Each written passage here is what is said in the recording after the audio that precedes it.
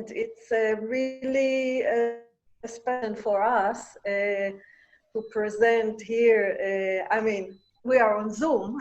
I wish we were in Kondoti itself, but it's really exciting. Just a few months ago, I was in this Mapila Kala Academy and watched the performances and digitized Arabic and Arabic Malayalam text and cataloged, and it's very, very exciting to come back in this manner with friends from different parts of the world, and especially with my two friends, Yoshua Eliyahu and Meidad Eliyahu, who are descendants of Kerala Jews from Cochin and Ernakulam. And really, again, I wish we could do it on the spot in the beautiful Smaragam in Kondoti. But on the other hand, it's really nice that we have this occasion, that we can invite others who maybe haven't been to Kerala yet and cannot attend such functions. So thank you very much for organizing, and especially to Shamshad, my friend for the past 20 years. It was so exciting to receive your invitation, Shamshad, and to be able to contribute to this web seminar series. And to Dr. Anis Alangad, who is organizing the digital issues. Shamshad is my friend, but she's actually a professor. I'm sorry, I dropped the title from your name, just that for me you are Shamshad. So she's an important scholar in her own right, and I learned a lot from her, including Malayalam. And what else can I say? I don't know. It's nice to see other faces here from Kerala. Sumi, another friend of ours, we met together at the time, and I think I saw here also Ajmal Muin, Kodiatur. I saw his slot hovering around. So that's it. If maybe Shamshad or Anis would like to say something else. Okay. Our secretary is here. Okay, good. He will deliver to some words. Rasaka, kelkamo. Namaskaram. Sorry. Mahakavi Moingutti Vajur Mapila Academy Swagadam Cheyugayanu. മാഡത്തിന് മലയാളം അറിയാമെന്നുള്ളത് കൊണ്ട് മലയാളത്തിൽ തന്നെ പറയാം. 5 ദിവസം തുടർച്ചയായിട്ട് നീണ്ടു നിൽക്കുന്ന വെബിനാറിനാണ് ഇന്ന് തുടക്കം കുറിക്കുന്നത്. അതും അറബി മലയാളത്തെ കുറിച്ച് വളരെ ആഴത്തിൽ പഠിച്ചിട്ടുള്ള മാഡത്തിന്റെ തന്നെ ഉദ്ഘാടനത്തോടു കൂടി പരിപാടി ആരംഭിക്കുന്നു എന്നുള്ളത് വളരെ സന്തോഷകരമായ ഒരു കാര്യമാണ്.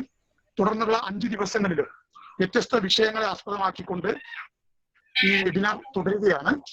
ഈ വെബിനാറിന്റെ ഒരു പ്രത്യേകത എന്ന് പറയുന്നത് ഇത് മോഡറേറ്റ് ചെയ്യുന്നത്, നേതൃത്വം നൽകുന്നത് വൈദ്യർ അക്കാദമിയുടെ നിർവാഹക സമിതി അംഗവും അതോടൊപ്പം തന്നെ വൈദ്യർ അക്കാദമിയുടെ റിസർച്ച് ജേണലായിട്ടുള്ള ഇശൽ പൈതൃകം ത്രൈമാസികയുടെ എഡിറ്ററും കാലടി സംസ്കൃത സർവകലാശാലയിലെ മലയാളം പ്രൊഫസറും കാലിക്കറ്റ് യൂണിവേഴ്സിറ്റി സിൻഡിക്കേറ്റ് അംഗവും എഴുത്തുകാരിയും സാമൂഹിക പ്രവർത്തകയും ഒക്കെ ആയിട്ടുള്ള ഈ സാമൂഹിക സാംസ്കാരിക രംഗത്ത് നിറഞ്ഞു നിൽക്കുന്ന ഡോക്ടർ ഷംസാദ് ഹുസൈൻ അവറുകളാണ് ഇത് മോഡറേറ്റ് ചെയ്യുന്നത്. അതോടൊപ്പം തന്നെ വിഷയങ്ങളെ ക്രോഡീകരിക്കുന്നതും ഈ കാര്യങ്ങളെ നിയന്ത്രിക്കുന്നതും ഒക്കെ അത് ഏറ്റെടുത്തുകൊണ്ട് തന്നെ നിർവഹിച്ചുകൊണ്ടിരിക്കുകയാണ്. വളരെയധികം സന്തോഷമുണ്ട്. നെറ്റ് സംബന്ധമായ ചില പ്രയാസങ്ങൾ കൊണ്ടാണ് കാണാൻ പറ്റാതെ പോയത്. ഏതായാലും ഈ പരിപാടിയുമായിട്ട് ബന്ധപ്പെടുന്ന എല്ലാവരെയും അക്കാദമിക്ക് വേണ്ടി സ്വാഗതം ചെയ്യുകയാണ്. ഈ പരിപാടി നിയന്ത്രിക്കുന്നതിന് വേണ്ടി ഡോക്ടർ ഷംസാദ് ഹുസൈനെ സ്നേഹപൂർവ്വം ക്ഷണിക്കുന്നു. Thank you. സുഹൃത്തുക്കളെ, ഇങ്ങനെ ഒരു വെബിനാർ പരമ്പര, ഹിസ്റ്ററി ആൻഡ് കൾച്ചർ എന്നുള്ള പേരിൽ ഒരു വെബിനാർ പരമ്പര നമ്മൾ ആരംഭിക്കുമ്പോൾ ഹിസ്റ്ററിയും കൾച്ചറും തമ്മിലുള്ള ബന്ധം മാത്രമല്ല ഞങ്ങളുടെ മനസ്സിലുണ്ടായിരുന്നത്. ഇത് ഈ ചരിത്രത്തെയും സംസ്കാരത്തെയും ഒരു പ്രത്യേക അർത്ഥത്തിലേക്ക് പരിമിതപ്പെടുത്തി ഇപ്പൊ ഉപയോഗിച്ചു വരുന്ന ചില അജണ്ടകളെ പ്രതിരോധിക്കുക എന്നുള്ളതും കൂടി നമ്മുടെ ലക്ഷ്യമായിരുന്നു. എനിക്ക് തോന്നുന്നു അതിലേക്ക് ഏറ്റവും ഉചിതമായ ഒരു പേപ്പറിലൂടെയാണ് ഇന്ന് നമ്മൾ തുടക്കം കുറിക്കുന്നത്. കാരണം ഇവരുടെ ഈ 3 പേരുടെയും പ്രൊഫൈല് നമുക്ക് ഇവിടെ എല്ലാവർക്കും കാണിക്കുന്നുണ്ട്. അതുകൊണ്ട് തന്നെ ഞാൻ എളുപ്പത്തിൽ മലയാളത്തിൽ പറയുകയാണ്. ഒഫീറ നമുക്ക് എല്ലാവർക്കും ഇവിടെ സുപരിചിതയായിട്ടുള്ള വ്യക്തിയാണ്. കേരളത്തിലെ ആർക്കും ഇന്ന് അല്ലെങ്കിൽ ഏത് അക്കാദമിക്കും ഇന്ന് അവർ അപരിചിതയല്ല. കാരണം വെച്ചാൽ അവരുടെ പ്രധാന ഏരിയ എന്ന് പറയുന്നത് ഭാഷ, ചരിത്രം, അതേപോലെ കല.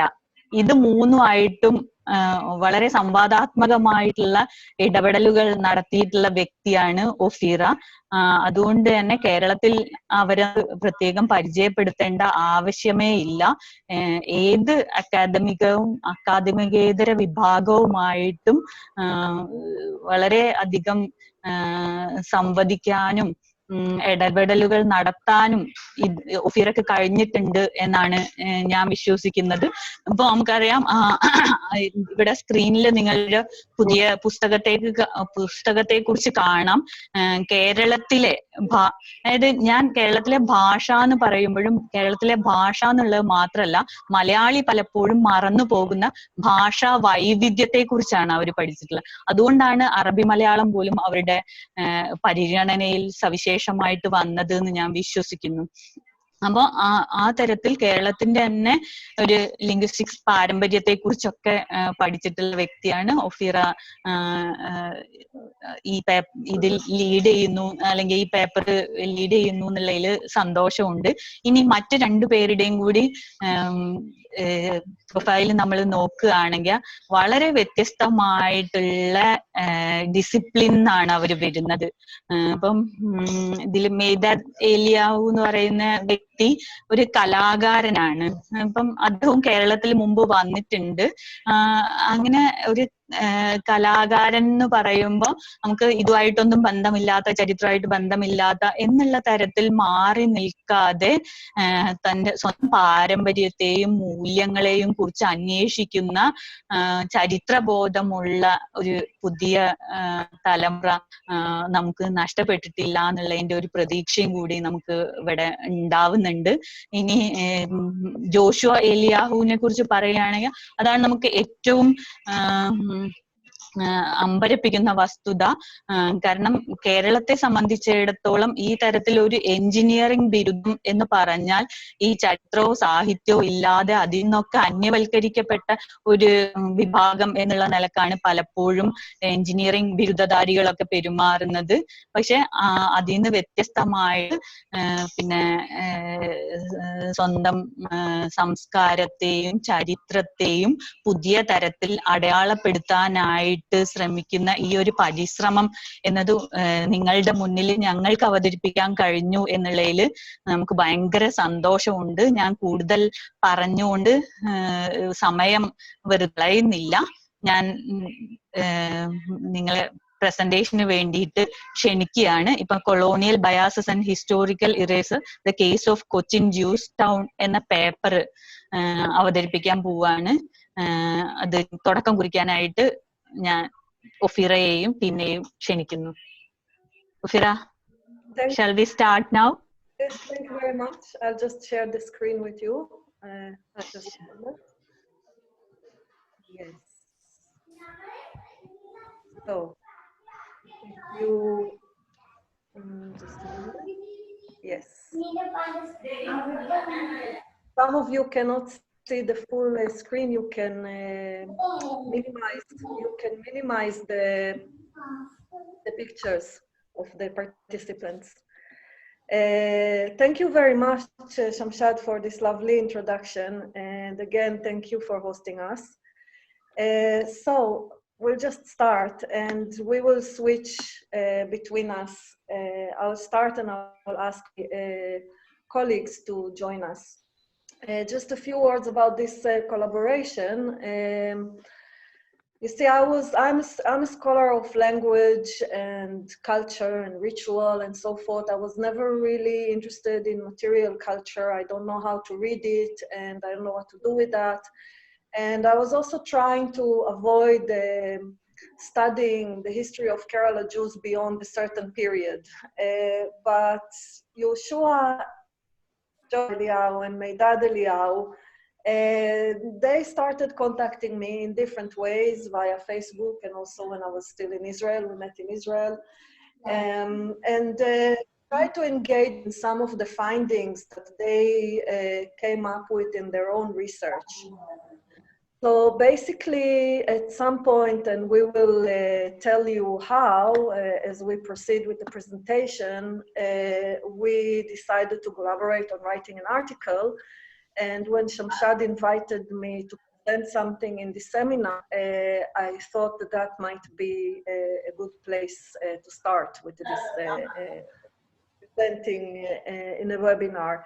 This is the beautiful Smaragam where I did the digitization work a few months ago. So we start from here, and it's a great delight to present for the people of Kondoti and hosted by the people of Kondoti, as you are all struggling with various issues around contemporary challenges. And it was very touching to see in the news the people of Kondoti helping the victims of the plane crash just a week ago.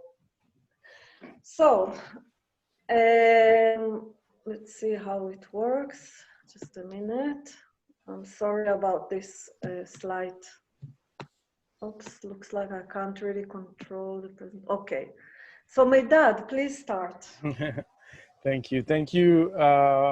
First of all, hello to everyone, and thank you for the invitation and beautiful introduction.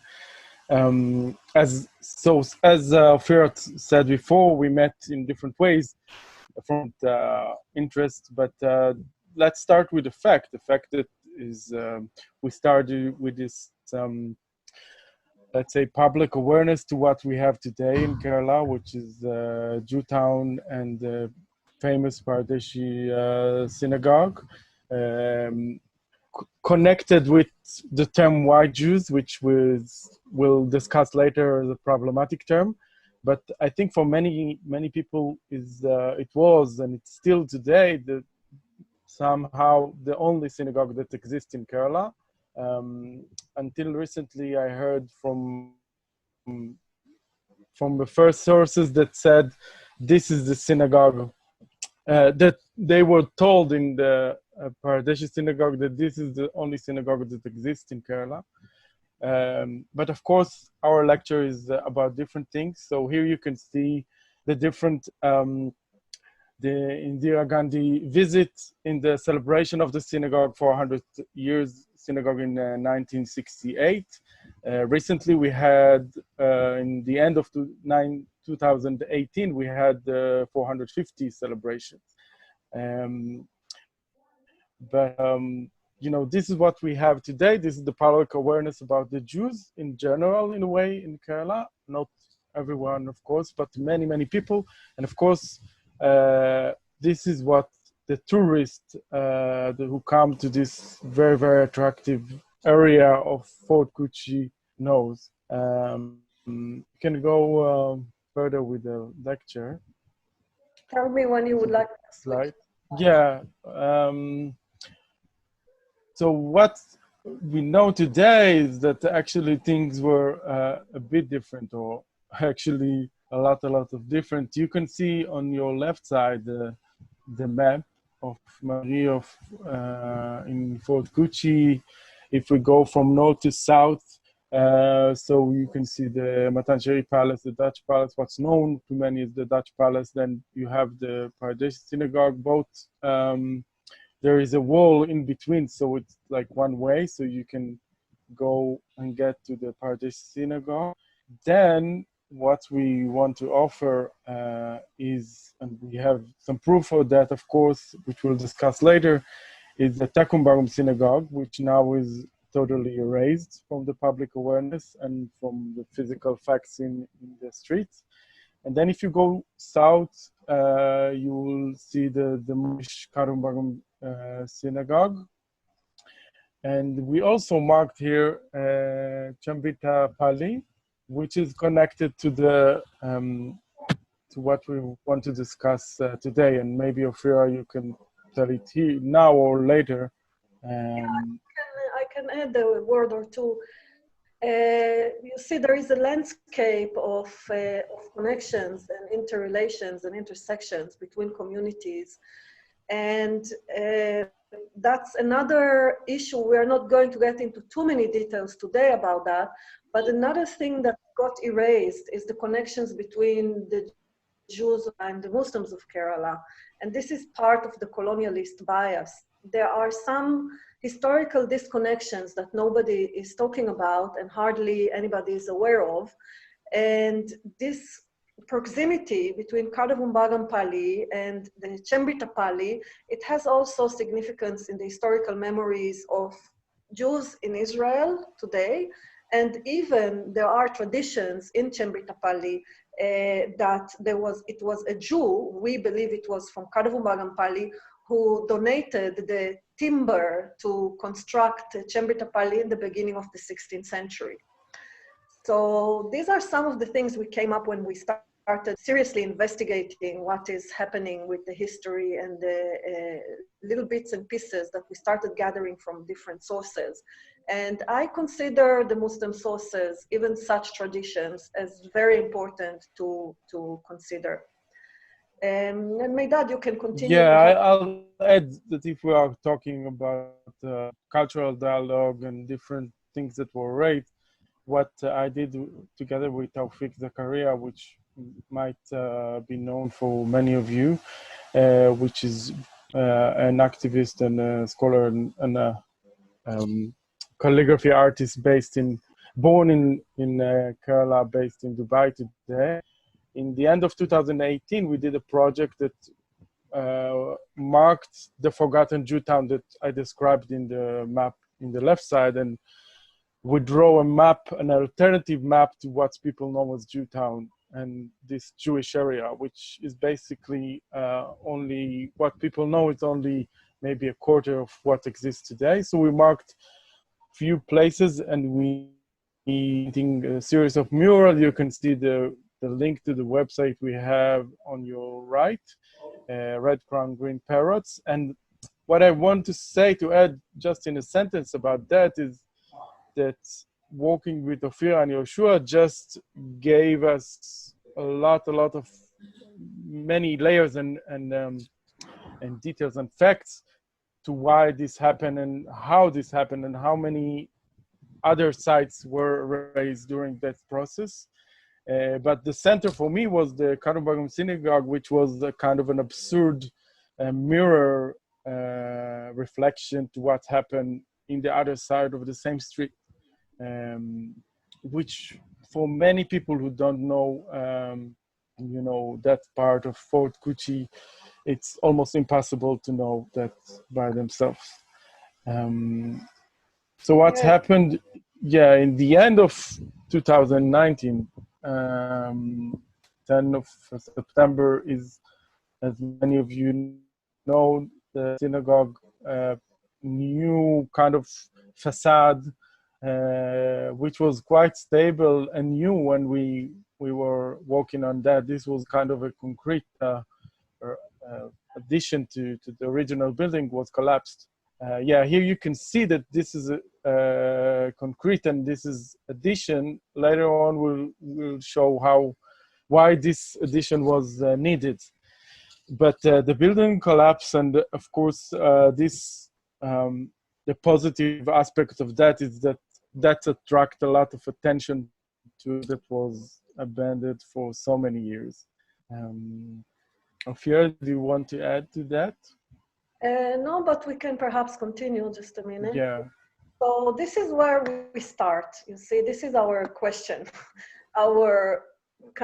We are a little bit still amazed, and shocked by the fact that there is one synagogue that is being remembered, preserved, written about, the community was interviewed from every possible direction, and a lot of prestige is attached to that community of the Bangladeshi Jews, whereas there are two synagogues on the same street. One is already gone. We will discuss Tekum Bagam in a short while, within a few slides, but let us first discuss Kadam Bagam Synagogue. How come one synagogue is collapsing and disappearing? One is already erased so that nobody remembers that synagogue, even not researchers consider the fact that this synagogue was there, Tekum Bagam, and the other one has a stamp and the Prime Minister of India is coming and the celebrations and all the tourists go there and so forth. So this is our question, how come? In order to answer that question, we have to start looking into some of the historical details. And the historical details we are going to look into are going to show us that there is a relentless and constant process of erasure. We will try to answer why this is the case by the end of our presentation. We might not get all the answers. As you can guess from the title, we think it has to do with the colonialist consciousness and the biases. And remember that the Bangladeshi Jews are called white Jews, and this is part of the problem, as if white is better than non-white, or in the case of Kerala Jews, still some scholars and some researchers and some practitioners still call them black Jews. And it's that we have any problem at being dark. The problem is that when you label people in this way, white as opposed to black, you already have this kind of judgmental supremacy given to the whites. But we'll leave it to the end, and we'll focus now on the historical material evidence that we have. So let us start with this inscription. This inscription is currently pasted in the inside part of the compound wall of the Bangladeshi synagogue. It says very simply, indeed we built a house of worship for thee and about for thy dwelling eternally, that is addressing God. The year is May, this house be greatly honored, and this is a way to, they calculate, I think it's called in English anagram, I'm not sure, maybe somebody can correct me. But the thing is that you have those dots on top of certain Hebrew letters, and then you know how to calculate the year. So the year is 1344, and just from the first to creation. That means that they are counting the year according to the Jewish tradition of counting from creation. Anu Mundi, it's called. Tuesday, 5th of Kislev, 5th millennium, okay, 5,000. Yes, somebody wanted to say something? No, okay. I can be stopped at any time, it's not a problem. So this is pasted on the Bangladeshi synagogue wall, and underneath there is a slab in English saying this inscription, the inscription of this slab belonged to the synagogue in Cochin. It was built in 1344. Somebody is trying to improve our presentation. It's the oldest synagogue in Cochin. So that's what's written there, and that's fine. And now I will ask Yoshua to tell you how he drew my attention for something very interesting. Yoshua, please say a few words. So here we see these slabs are found at the Paradesi yard. You see on the left is what Dr. Ophira talked about, and you see another slab. Underneath it, it doesn't read from where is it, or it is not the Kochangadi, at least not like the left one. And what I was surprised to see, if we will move to the next slabs. Oh, Dr. Ophira, you want something about this slide? Yes, just 2 words, and then I'll let you proceed. First of all, what is written on that other inscription? It's written there, black and white, in memory of the destruction of the temple in Jerusalem, Beit al-Muqaddis. 70 to Common Era. The wall was completed in 1861 Seleucid era, note that, which equals 1550, that is almost 200 years later, by Jacob and Rabbi David Castiel. Castiel means that this person came from Castile in Spain.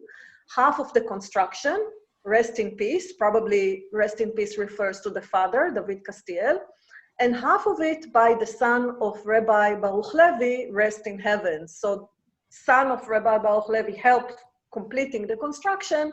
Rest in heaven means that Baruch Levi already died. Now, Yoshua, please proceed. Yes. So what I was amazed to see, that you see the slab on the bottom, black on white, is the slab that was found on Kadumbagam synagogue. You see on the top, the top picture, you see the same slabs. And the Paradesi people did not think to mention that these slabs will belong to the Kadumbagam Pali. And I was amazed by this fact, because you see, when you come to Paradesi synagogue, and the first you see those slabs, you think it's belong to the Paradesi synagogue, because you see, it's like I have something in my house. It's belong to me. It's not belong to another one. And when I saw this picture, I was amazed. And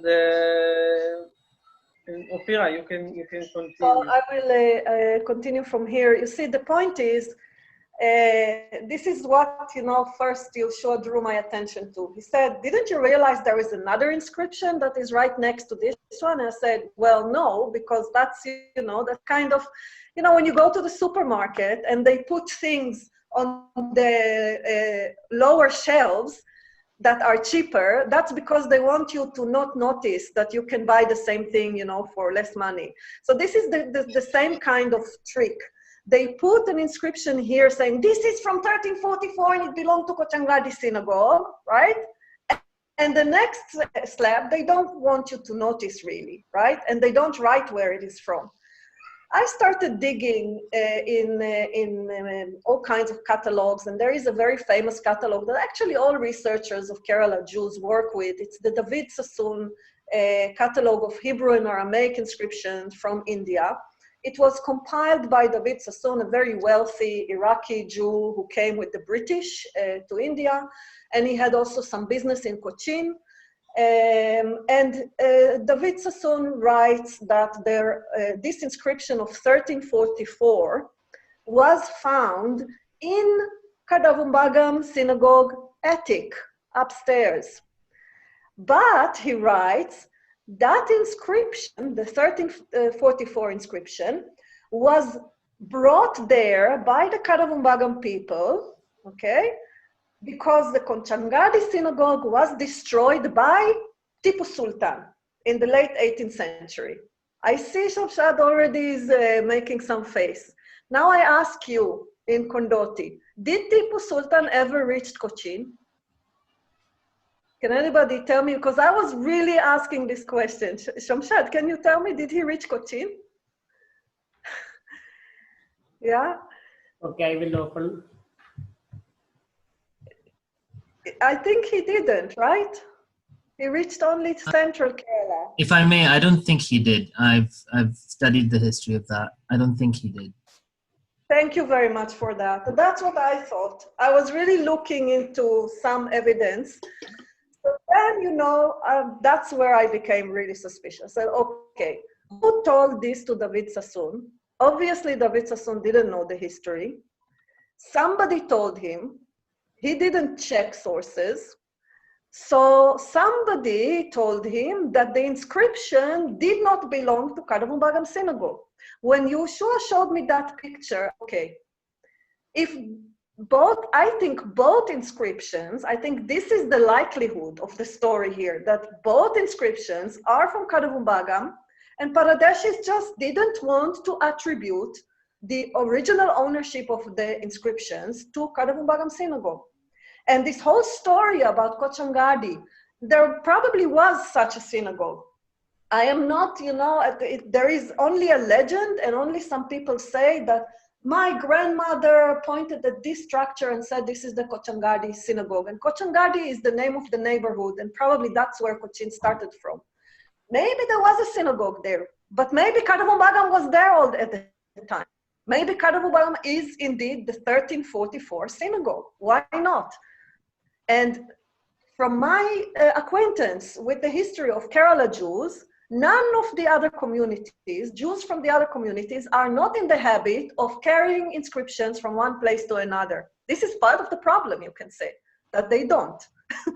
It's the Paradeshis' habit to carry inscriptions and paste them on their wall and not mention where they are coming from.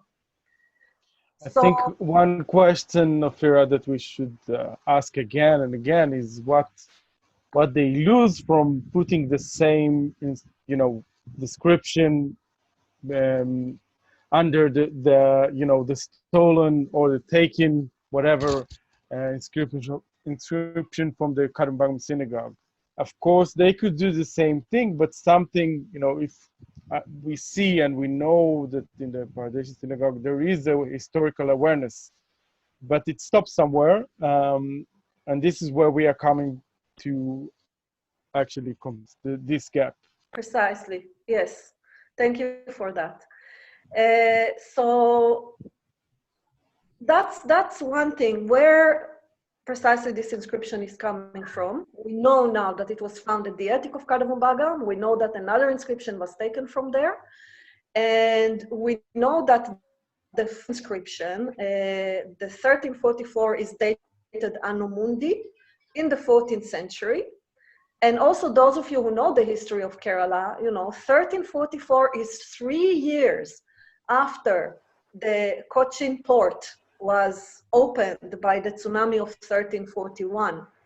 So basically, Jews of Kadavum, most probably, were a part of establishing the port town and the maritime trade connections in Kerala. It's a subject for another presentation. I just want to highlight the importance of this synagogue and the kind of pain we all feel by its disappearance. So let us proceed to the next slide, just a minute. A little bit more about Kadavum. So there is a third inscription in Kadavum. It was not completed. You can see on the top right. That inscription was not completed. It was found, sorry, excuse me. When they renovated the synagogue in 1818, somebody found this inscription within the wall. I don't know in which part of the synagogue, to be frank. And that inscription reads, "Heed, O Lord, the voice of those calling upon you, bowing at your feet. While being mighty, powerful, and mysterious beyond any place, you are revealed in your deeds." That is you, the Lord. "While your slaves are short of building for you a house worthy of your glory, I'm trying to move the little, yes. They did manage to establish a small shrine for directing their intention towards your palaces. Let your heart and eyes be there, for they raised their hearts and eyes towards you. The work was completed by Rabbi Baruch Halevi, Ben Yosef Halevi. He, by the way, was from Germany. In the year 1855, Seleucid era, Seleucid era, 1850 means 1543. So this is just a few years before the inscription that we just showed you. And the thing here is that the 14th century inscription, dated Anno Mundi, means at that time, only Jews in Europe used Anno Mundi. The Jews of the East, until the 16th century, used Seleucid era. These two inscriptions from the early 16th century are dated according to Seleucid era. At that time, it is mainly the Jews of Yemen who used Seleucid era. And we have two European Jews by their names. One is Castiel from Spain, and the other one is Baruch Levi from Germany, and both are using Seleucid era. That means that they came to Kerala via Yemen, and they had connections with Yemen, not with the maritime trade networks of Europe, of Portuguese, etc. And the thing here is that they were they actually established connections. They didn't construct the synagogue. That is our argument. The synagogue was already there. They connected the people of Kadev Umbagam because they needed them for their establishing of their trade network. This is our hypothesis. We still have to discuss it. And perhaps, Meidad or Yoshua, would you like to say a few words about the structure that we see in the picture here? Yoshua, please.